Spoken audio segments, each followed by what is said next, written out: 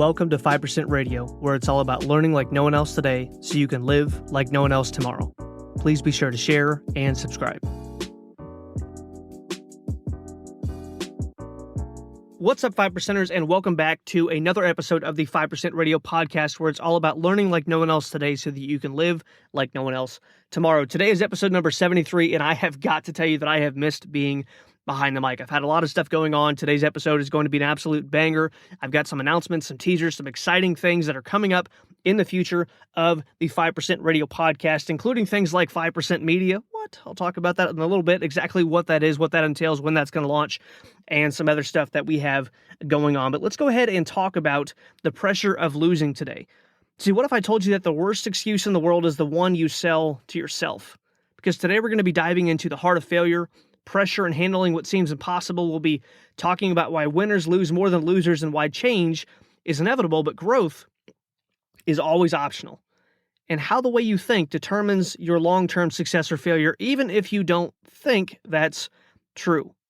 So to set the stage for today's episode, I want to share a story about a man named Monty Roberts from Jack Canfield's book, Chicken Soup for the Soul, which, if you don't know anything about that series, it's literally sold over 500 million copies. So it's done very, very, very well. But the story goes like this, and I quote, "I have a friend who owns a horse ranch. He lets me use his house for fundraisers for at-risk youth. One day he introduced me with a story. When I was a kid, my dad was an itinerant horse trainer moving from stable to stable. Because of that, my high school career was all over the place. One day I was asked to write a paper on what I wanted to be when I grew up. I poured my heart into that paper, wrote about my dream of owning a 200-acre horse ranch, even drew up detailed plans for the buildings and the 4,000-square-foot house. 2 days later, I got the paper back with a big red F on it. The teacher told me, quote, 'This is an unrealistic dream. You have no money, no resources, and no way to pull this off. Rewrite it with something more realistic and I'll reconsider your grade.' Quote."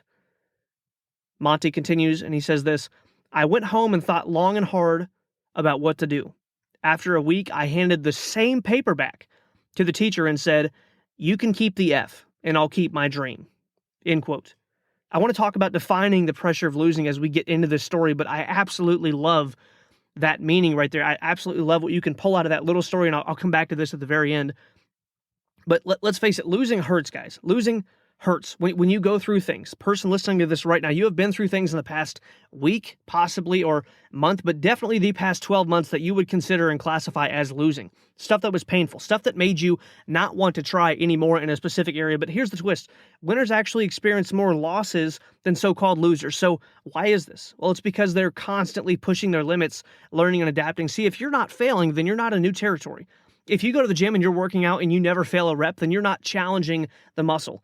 If you are a musician and you're constantly playing pieces that you can definitely play with your eyes closed, half awake, then you're not learning, you're not growing.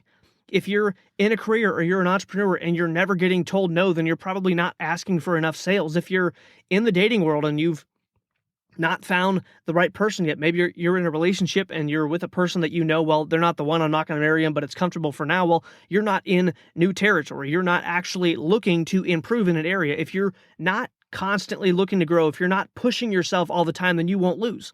And if you won't lose, then you won't learn. And if you won't learn, you won't grow. And if you won't grow, well, then you'll never win. Here's a quote for you. "If you're not willing to lose short term by failing during the learning phase, then you are choosing to lose long term." What do I mean by that? Well, let's talk about the pressure that comes with losing and how it can either break or build you.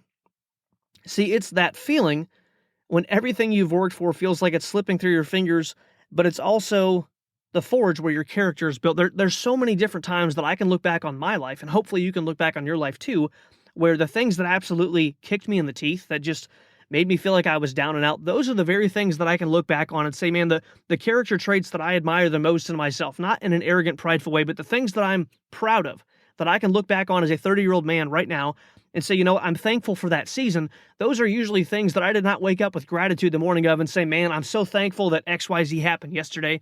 I'm so thankful that I have battled depression. I'm so thankful that I've been suicidal. I'm so thankful that I've been broke before. I'm so thankful that you know, I was in a relationship for this long and it didn't work out and I had to start all over. I'm so thankful for this injury. I'm so, like, they're not the things that you look back on and you're like, oh yes, thank you, like such a blessing in my life.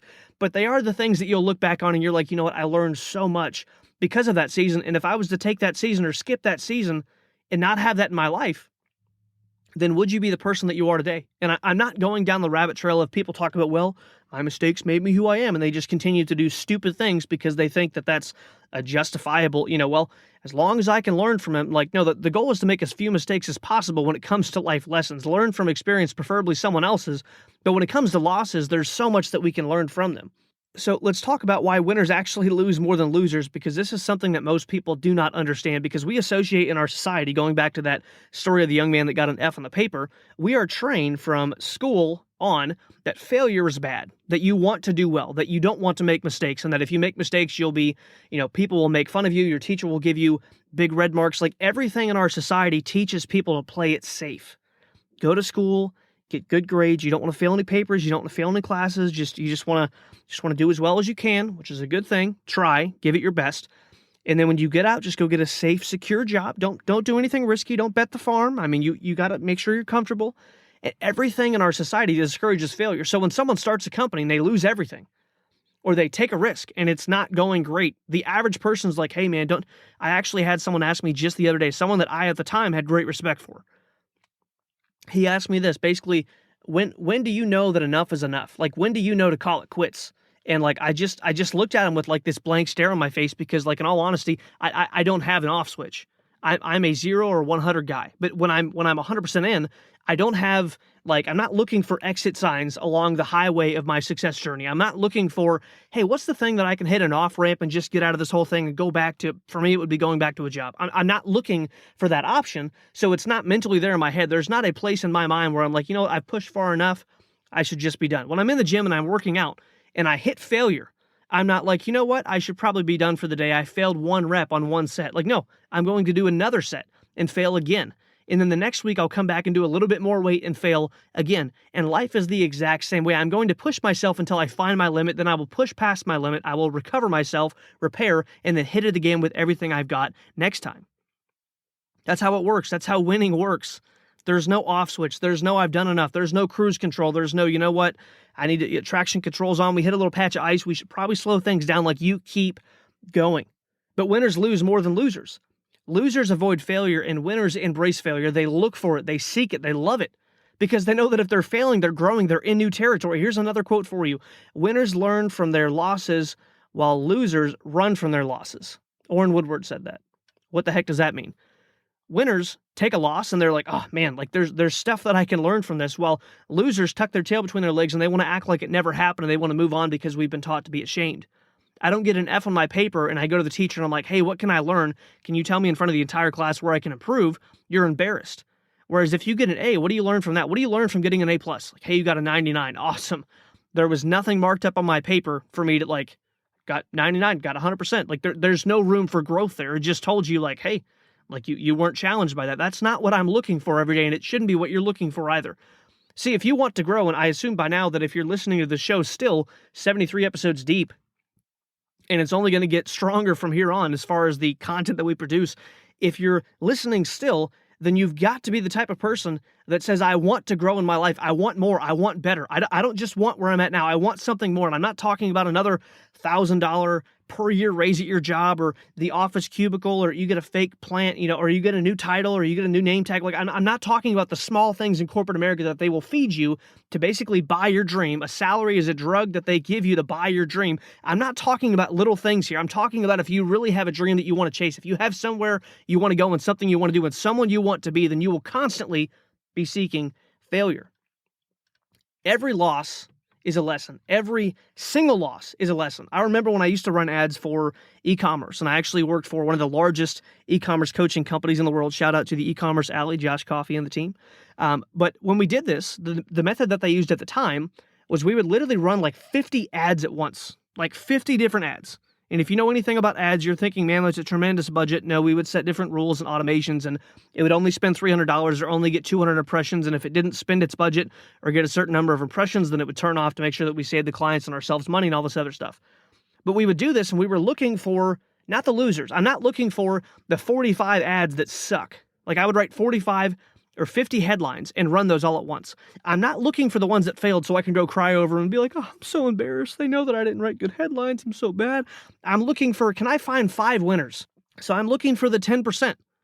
Sometimes we had 7 winners. Sometimes we had 3. I'm looking for what does well.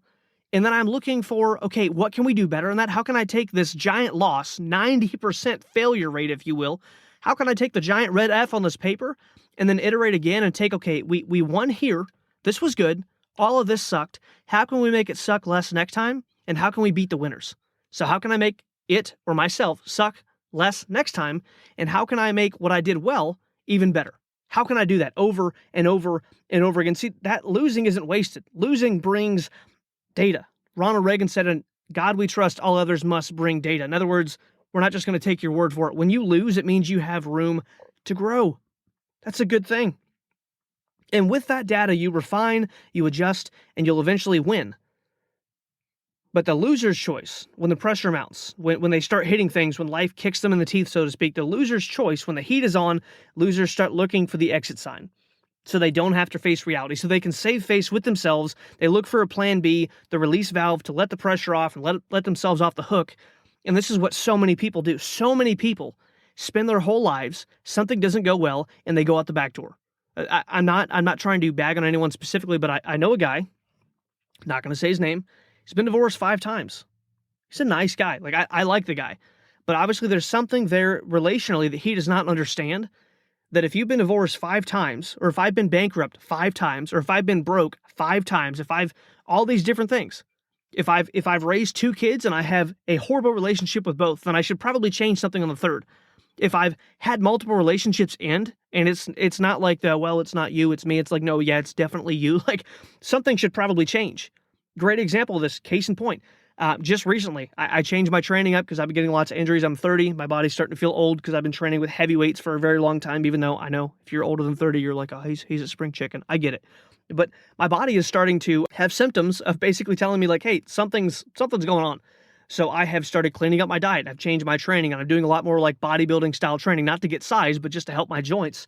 And one of the things, I literally went to look in the mirror, and I'll come back to this in a second, but I looked in the mirror the other day and I'm like, I'm not happy with my physique. Not like the size of the muscle or the shape. I'm not happy with how lean I am. Not right now. So I changed my diet. I didn't tell my wife, like, the mirror offended me. Like, we're taking down all the mirrors in this house. I'm buying bigger clothes. This is garbage. Like, that is the option that most people take. And that sounds laughable. It sounds extreme, but that's literally what people are doing. That they will take their lives and they will take areas that they're losing in. The 5 divorces, the breakup after breakup after breakup, going bankrupt, being broke, being overweight, whatever you want to say. They will take these areas and they will be like, you know what? It's not me. It's the mirror. Psh, man, these other people, they're all ridiculous. All 5 of those women. Man, those businesses, they're just the wrong business. Well, you're the common denominator, dude. I'm the common denominator in everything in my life. Wherever I go, there I am. Everything I do, it's me. If it doesn't work, I have to learn something. If it does work, great. Something I did work, but I can still grow. See, there's a danger here because minimizing what you really wanted to win at makes it easier to quit next time. See, if I get to a place where I'm like, you know what, I should probably call it quits. I got to save face. This isn't working. It's a failure. I don't want to feel these negative feelings. And we live in a society today that I'm just going to call it out. A bunch of snowflakes, very, very, very soft. Might lose some listeners this episode. I'm sorry. I'm trying to tell you what it takes to win. I'm sharing, I'm documenting my journey on the way to becoming a financially free multimillionaire. I've said this from the beginning of the show. So I'm sharing with you what I'm constantly learning myself. But if you minimize what you want, in other words, if you lose and lose and lose. So another good example of this is at one point I was chasing a 315 bench. I weighed like $157 when I started this, got it to like $174. Then COVID shut the gyms down. And then by the time I got back, I'm like, I don't really want to get that large again because it just wasn't comfortable. But I could have made a lot of excuses on that journey to be like, well, I can't bench 315 because my body weight's only this, and I'm a natural lifter, and I'm not on test, and I'm not on this, and I'm not on that. I could have made all these excuses. I could have minimized my goal. I don't really want to bench that. I don't need that. Why would I ever need to push 315 away from myself horizontally in everyday life? That's ridiculous. I could do all these things. I could rationalize. I could tell myself rational lies about why I didn't really want what I said I wanted. Or I could keep going and deal with the pressure of losing and not hitting the goal and trying to figure out how can I get better. Warren Woodward said, you either hate changing enough to lose or you hate losing enough to change. See, when you're faced with that pressure, do you switch ventures or jump to a new vehicle every time it gets rough? Because that won't lead to success. And here's why. Switching vehicles, switching hobbies, switching businesses, switching relationships, switching whatever it is, changing the variable. So there's me and there's the outcome. Changing the thing in the middle that I'm working on just robs me of consistency. And consistency builds character. Consistency builds results. Consistently productive daily habits over time. I always tell my wife whenever we have a goal that we're hitting and it's not happening and not happening and not happening, because guess what? It happens a lot. Yes, even me. I know. It happens a lot, guys. And I always tell my wife, consistent action in the same direction with short-term goals and long-term focus. Consistent action, meaning I'm going to do the same thing over and over and over and over until it becomes mundane, until it becomes boring, until it becomes like, oh my gosh, I hate this, I don't want to do it anymore. Consistent action in the same direction with short-term goals. In other words, in the next week, 30 days, 3 months, year, the next short-term goal, whatever that is, we're going to do XYZ, long-term vision. Where do we want to go ultimately? 5 years, 10 years, 50 years down the road. Where do we want to end up? Consistent action in the same direction with short-term goals and long-term focus over and over and over and over again. Another thing about winners is that they bask in losses like losers bathe in victories. Let me say that again. Winners bask in losses like losers bathe in victories. What the heck does that mean? That means that when winners lose, man, they stay in that. They want those emotions. They want that garbage, that negative feeling, because they never want to feel that way again. Not because they're above it, not because they're ashamed, not because they don't want anyone to see that they lost, but they want to learn everything they can.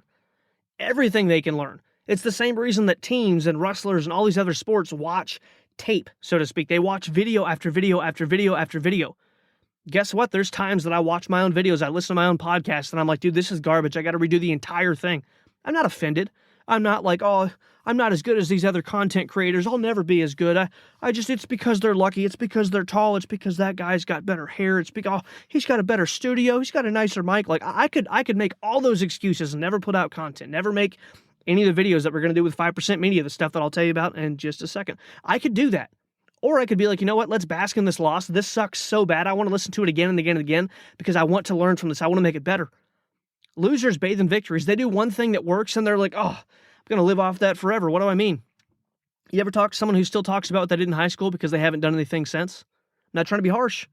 Man, like, I'm 30 years old. If I was still talking about high school, oh, dude, man, you're never going to believe you're never going to believe this. I was awesome in high school. What I did, like, give me a break. That was 12 years ago when I graduated. I've done bigger and better things. I've done things that I'm more proud of than when I was 16, 17, 18 years old. Like, you've got to move on. You've got to always have something to look forward to. Long term, you've got to have it. Almost nothing is learned from success. Tell me the last time that you succeeded at something, you hit a goal, and you learned a ton. You might have learned a ton on the way there because of all the failures, but you did not learn a ton from the actual event of winning. From the feeling of like, yes, I did it. Like, you didn't learn a ton from it, period. You didn't. But almost everything that you need can be learned from failure. Every time you fail, there's so much to learn there. There's so much that you can learn from failure because each failure brings you one step closer to success. I can remember when I first got into sales.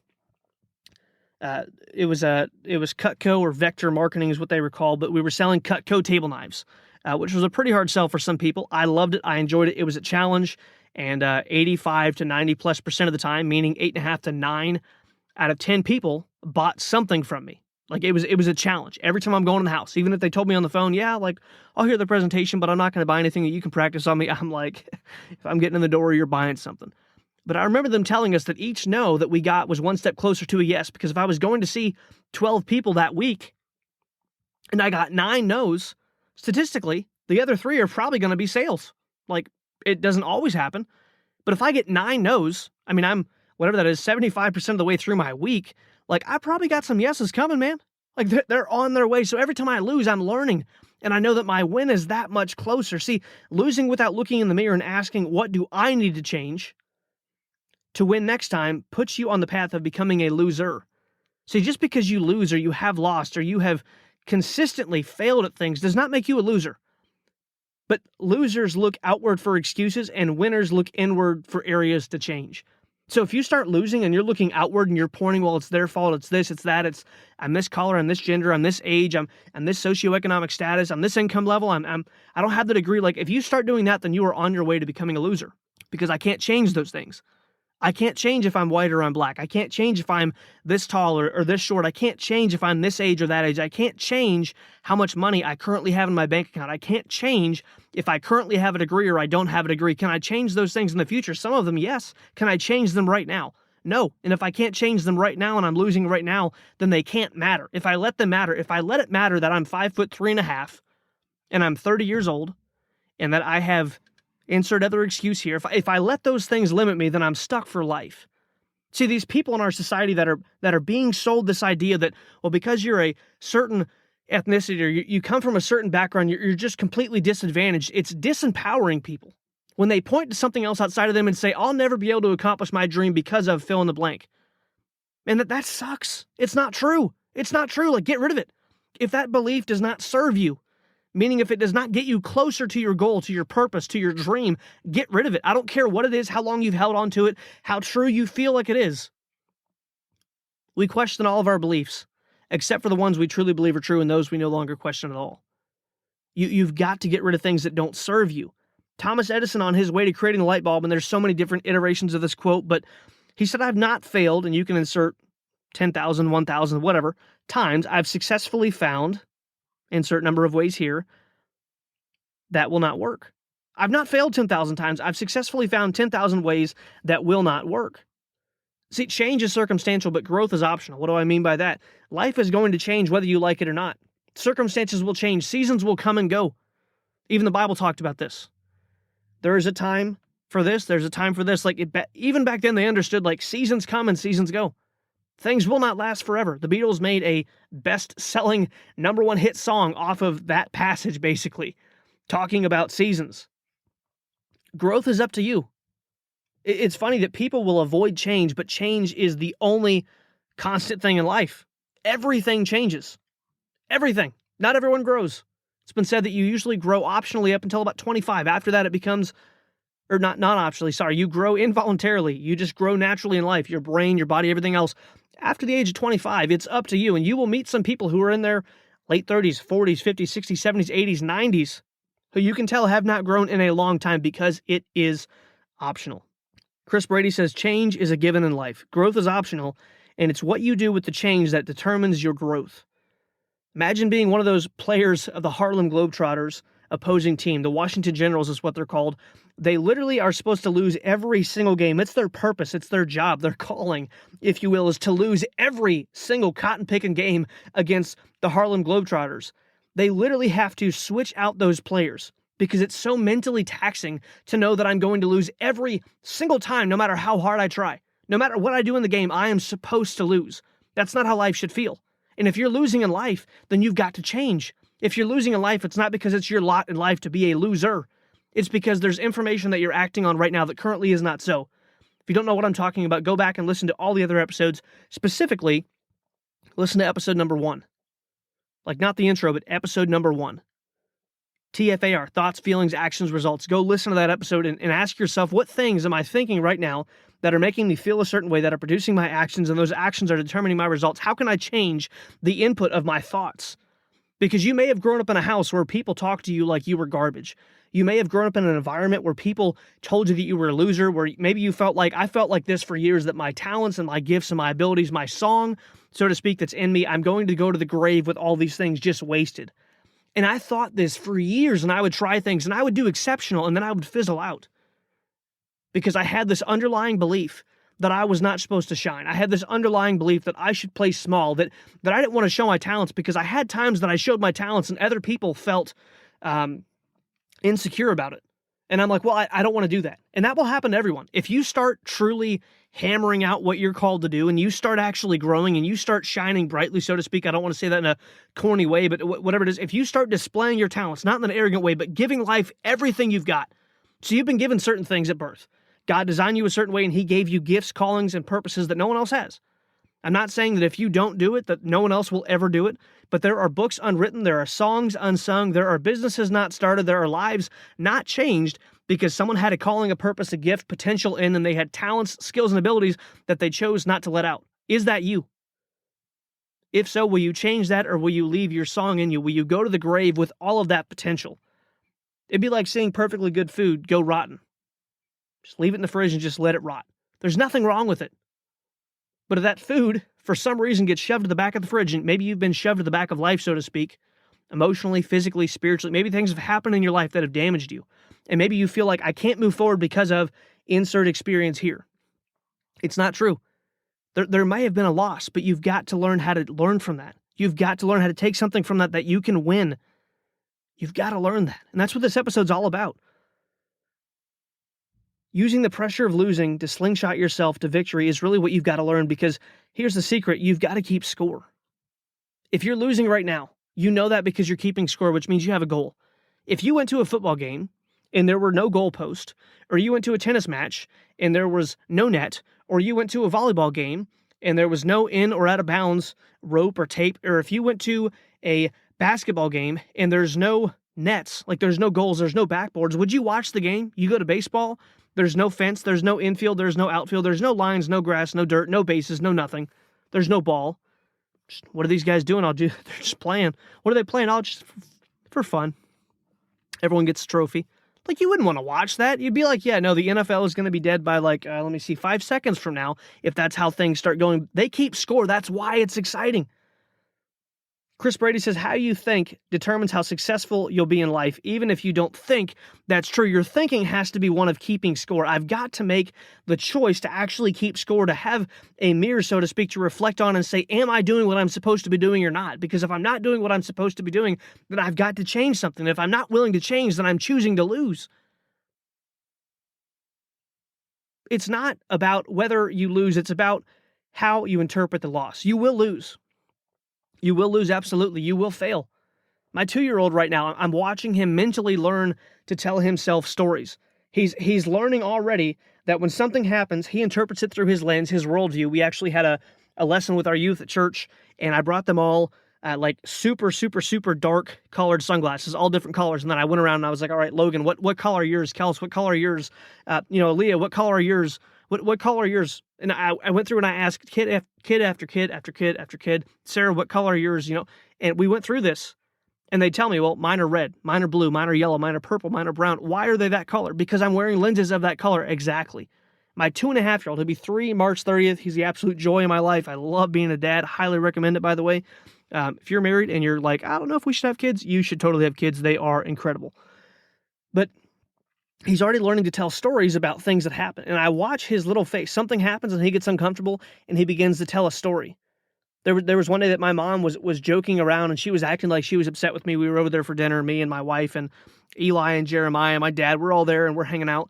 And my mom was talking about how someone else was in public talking rough to another person. And all my son sees is that my mom is calling me names and acting rude to me, and she's great. She would never do that. But he sees that, and he begins to tell a story, and I can see this discomfort on his face because he thinks it's reality. It's not. My mom's goofing around. We're joking around. She's telling me what someone else was doing, and I'm like, man, that's crazy. But I can see Eli beginning to tell the story about that being true, about grandma is upset with Jesse, and he calls me Jesse sometimes, and I'm like, nobody, like, my name's Daddy. So, but he begins to tell the story, and what's actually fictional to him is reality because he can't separate the two. And I tell you that because there are things in your life that have happened that are fictional, that are not reality. Things that you think are so, but they're not. They're not real. They're an idea that you've held in your head and they've held you back because you thought something was real that was not. I want to leave you with this. What is your dream? Are you going to let the failure or setback define your future, or will you stand your ground and say, you can keep the F and I'll keep my dream? Because remember, your perception, the way that you see things, is more important than what actually happens. The way that you interpret the data is actually more important than the data itself. The way that you view your failures, your letdowns, your mistakes, the things that you look back on and they hurt, the way that you view those things will shape your future because it's the way you view life that determines how you do life. Quick announcement here before we wrap everything up, guys. I will be launching 5% media sometime in the next 18 months. I have some business goals that I have to hit first. I have to make sure it's not a distraction. I have to make sure that it's not the woman in the red dress that I've talked about on the show that Alex Ramosi references from The Matrix. I have to make sure that everything is in line so when I start this, I can put absolute full commitment to this. This will involve us being on TikTok, Twitter, Instagram, LinkedIn, Facebook, YouTube, all this different stuff. We'll have shorts, we'll have long form content, we'll have all different kinds of things. I'll have tons of resources for you guys to plug into. There will be ways for you to interact directly with me, and we will be putting out a ton of content. We will be recording the podcast in an actual studio with a beautiful background so you can actually see me while I'm recording, and I can have all kinds of different visuals and things like that. I can draw things out on the whiteboard. I can do all kinds of different things. So you'll be listening to the podcast, and it might be an episode where I say, hey, if you want to see exactly what I'm drawing out right now, if you're a visual person, then go ahead and go over to the YouTube channel and check out the video where I draw out XYZ. I'll have resources. I'll create documents for you guys, probably not promising that, but there's going to be all kinds of different things that we launch because I want to make this somewhere that you can go for media in your life in general, not just audio, not just a podcast. We all go on YouTube. We all go on Facebook. We all scroll Instagram, TikTok. We all watch Reels and Shorts. I want to give you guys stuff that can impact your life daily. It might just be me. It might be me and a team of guys that I'm partnered up with that we're working on some passive income stuff and getting financially free together. Might be all of us. Might just be me. Can't guarantee it. It's going to be in the next 18 months that I will launch that, but just keep an eye out for that. I'll put more information on that in the show notes and things like that as we progress. So if you found today's episode helpful, if this resonated with you, if there was anything impactful in here, please share it with someone else that needs to hear that failure is not the end, that what they've gone through before, it might have been fictional and they're acting as if it's reality. It's just part of the process. And don't forget to subscribe for more content like this. And until next time, keep your dreams alive, and I'll talk to you in the next episode.